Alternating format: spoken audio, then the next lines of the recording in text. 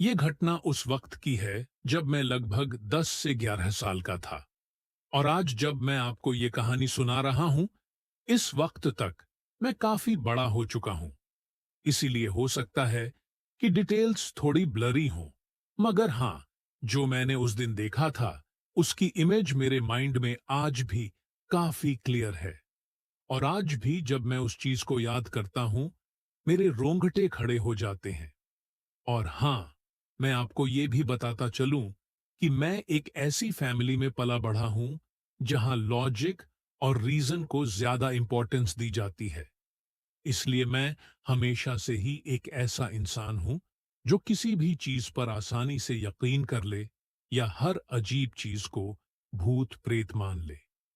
एक बार हम India trip पर लद्दाख गए हुए थे।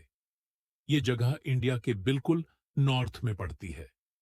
ये जगह पहाड़ों और जंगलों से घिरी हुई है और इसीलिए ये काफी शांत और आइसोलेटेड जगह है। यहाँ की सुबह जितनी खूबसूरत लगती है, उतनी ही डरावनी शाम है। हम यहाँ तकरीबन 5 दिन के लिए रुके थे।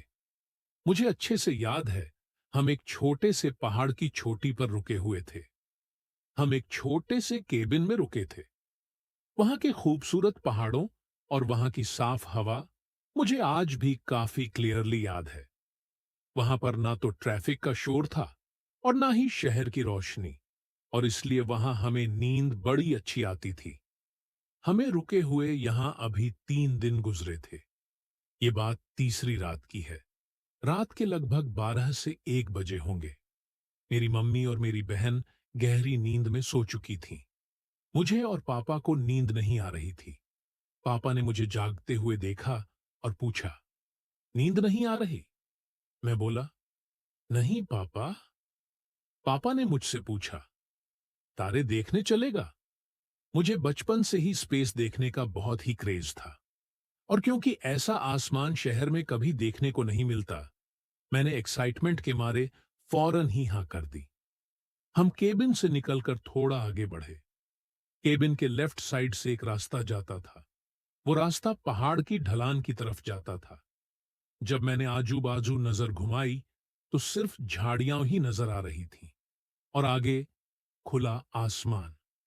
जब हम थोड़े और आगे बढ़े, वहां एक अजीब सा सन्नाटा छा गया। ना कोई झींगुर की आवाज और ना ही हवा चल रही थी। सब कुछ बहुत शांत हो गया और मुझे डर भी लगने लगा। मैं और पापा लगभग ढलान से 1-1.5 मीटर की दूरी पर थे। पापा के हाथ में एक टॉर्च थी। हम वहां 2 सेकंड के लिए रुके ही थे। अचानक हमारे राइट साइड की झाड़ियों में से पत्ते हिलने की आवाज आई और पापा ने घबराकर अपनी टॉर्च उस तरफ घुमाई। और जब पापा और मैंने ध्यान से देखा, हमें वहां कुछ दिखा। आई डोंट नो वो चीज एग्जैक्टली क्या थी। वो देखने में डॉग जैसा लग रहा था। वो हमें झाड़ियों के बीच से झांक रहा था। वो चीज डायरेक्टली मेरी आंखों में देख रही थी। पापा और मैं इतने डर गए थे कि हमें उस वक्त समझ ही नहीं आ रहा था कि रुके या चले। जब मैंने टॉर्च की रोशनी में उसे देखा, उसका चेहरा इंसानों की तरह लग रहा था। नॉर्मली अगर आप किसी भी जानवर की आंख पर टॉर्च या लाइट मारोगे तो वो चमकेगी, मगर उसकी आंखें बिल्कुल काली थीं।